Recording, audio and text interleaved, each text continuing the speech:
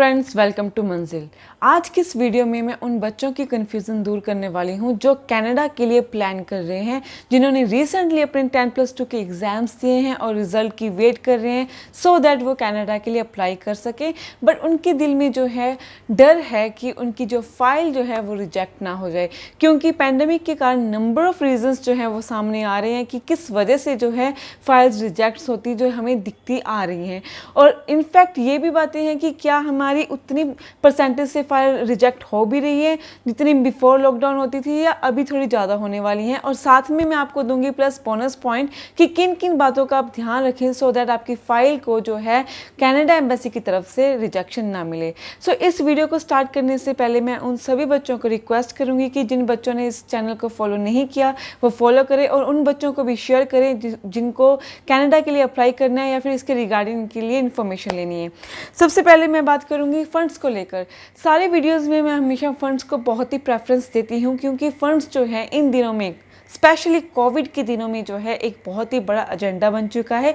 अगर हम बात ना करें पीपीआर को लेकर, रिक्वेस्ट को लेकर, जिन बच्चों की ऑलरेडी फाइल्स लगी हुई हैं और वो स्टक है किसी ना किसी मोमेंट पर, और उन्हीं को देखते हुए जो अभी रिसेंट न्यू स्टूडेंट्स हैं जो हिचकिचा रहे हैं कि वो कनाडा के लिए अप्लाई करें या ना करें, तो उनको मैं एक बात क्लियर कर दूंगी कि जितने भी इनकी वेबिनार्स हुए हैं और इनके एम्बेसी के मेंबर्स की तरफ से, चाहे डायरेक्टली कह लीजिए या इनडायरेक्टली कह लीजिए, फंड्स का जिक्र हुआ ही हुआ है। डजेंट मैटर आप एसटीएस कैटेगरी में जा रहे हैं या फिर नॉन एसटीएस कैटेगरी में जा रहे हैं, क्योंकि बिफोर लॉकडाउन क्या था कि जिन बच्चों ने एसटीएस कैटेगरी के लिए जाना है वो अपने फंड्स को लेकर ज़्यादा वरी नहीं करते थे, उनको इतनी टेंशन लेने की कोई ज़रूरत नहीं थी, क्योंकि इनएडिक्वेटली कि वो 1 साल की अपनी फ़ीस भर रहे थे, प्लस जीआईसी भर रहे थे, प्लस उनकी जो भी लिविंग एक्सपेंस है वो उनके पास होता ही होता था। जो नॉन एसटीएस थे उसमें प्रेफरेबली हम फंड्स की बात करते थे या डिमांड करते थे, पर यहाँ पे उन बच्चों की फाइल्स को रिजेक्शन दी गई है जिनको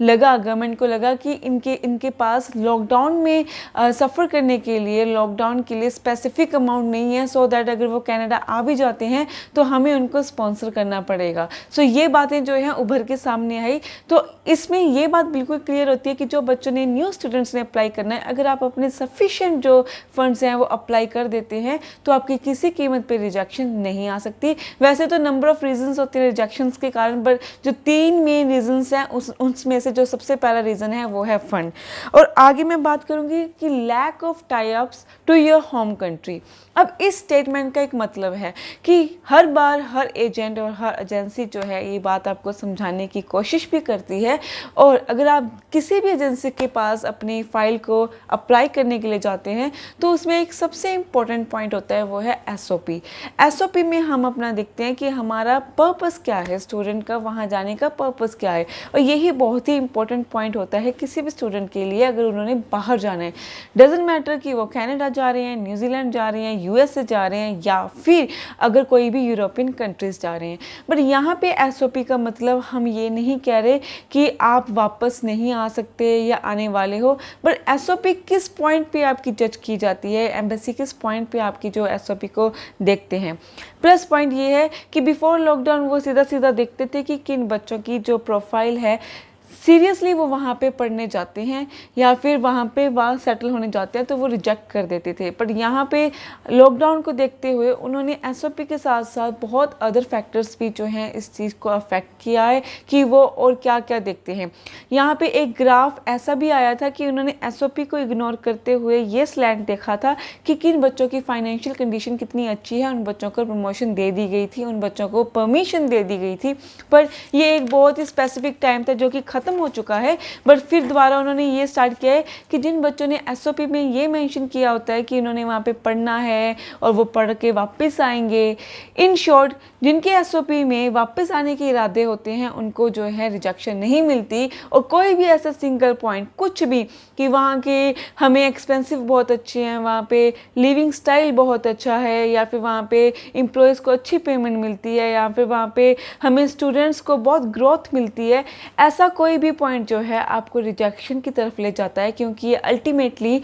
ये शो करता है कि वहाँ पे आप जो है सेटल डाउन होने के लिए जा रहे हैं। सो मेक श्योर अपनी SOP को इस पॉइंट से आप तैयार कीजिए कि आप उनको लगे कि आप वापस ज़रूर आएंगे। लास्ट बट नॉट लीस्ट वो है आपके एकेडमिक स्कोर। अब यहाँ पे बच्चे पूछते हैं कि एकेडमिक स्कोर का मतलब क्या हमारे ग्रेड्स हैं, पर पूरी तरह से ग्रेड्स नहीं है। ये डिपेंड करता है कि आपने जो इंग्लिश लैंग्वेज टेस्ट है, चाहे वो IELTS है या फिर TOEFL है, उसमें कितना स्कोर किया है। अगर आपने 6 जो बैंड है, जो हमारी मिनिमम रिक्वायरमेंट होती है, उससे कम है और बेसिकली 5.5 वाला नॉन STS कंडीशन में आ जाता है, तो वो अभी रिजेक्शन में आ सकता है।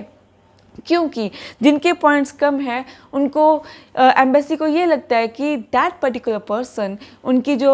वोकेबलरी या फिर हम कहें एक स्पीकिंग स्किल्स ही नहीं है कि वो हमारे लोगों के साथ कैसे इंट्रैक्शन करेगा, कैसे वहाँ पे सर्वाइव करेगा, तो वो वहाँ पे उनका एक पॉइंट बन जाता है। हर बार ऐसा नहीं होता है, बट रियरली केसेस में ये हो भी जाता है। सो अगर आपके 6 बैंड से कम है तो मैं आपको प्रेफरेबली ये रेकमेंड करूँगी कि आप जो है अपना IELTS रिपीट कीजिए। और ये आपको जानकर अच्छा लगेगा कि जो मंजिल है वो हर टाइप के स्टूडेंट्स, चाहे वो वीक हैं, चाहे वो उनकी इंग्लिश में प्रॉब्लम आ रही है, PTE को लेकर, हर टाइप के स्टूडेंट्स को पर्सनली ट्रेनिंग देते हैं। सो ज़्यादा जानकारी के लिए नीचे दिए गए नंबर्स पे कॉल भी कर सकते हैं या डायरेक्ट हमें विजिट भी कर सकते हैं। Thank you.